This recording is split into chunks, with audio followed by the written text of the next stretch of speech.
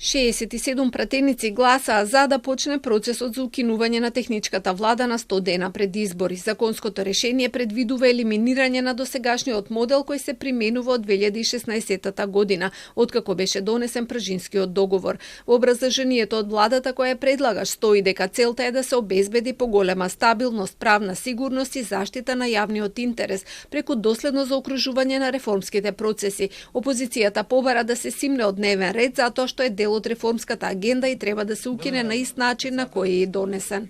На овој начин, преку скратена постапка, носење на закон за измени и дополнување на закон за влада, без можности за соодветна дебата, сосема на брзина да биде вакво законско решение, ниту ќе остави простор за оценка дека се прават одредени реформи, ниту дека се исполнува реформската агенда, а спротивно на сите оние услови врз основа на кои што е донесен закон за влада. Беше донесен со консенсус од политичките партии и меѓународниот фактор и така и треба да има и на тој начин измени. Овој предлог на закон не е соодветен со моменталната реалност, политичката реалност и не ја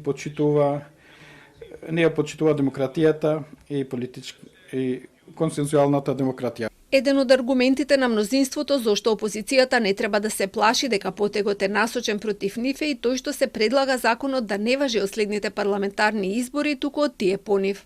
Чудно некако ги сменивте ставовите од укинување на оваа техничка влада во повторно или плашење зошто да се укине и од таа причина владата, односно министерството, помина на го земеле фактот дека следните избори треба да се случат, па потоа да се случи таа промена и не ја гледам причината за вакви панични реакции од ваша страна. Според договорот, техничката влада стапува на сила 100 дена пред парламентарните избори со цел да обезбеди фери демократски избори. Во неа министрите за внатрешни работи и за труд и социјална политика ги предлага партијата во опозиција со најголем број пратеници во собранието. Опозицијата исто така предлага дополнителни заменици министри во уште 3 министерства. Се менува и премиерот, но на предлог на актуелната влада.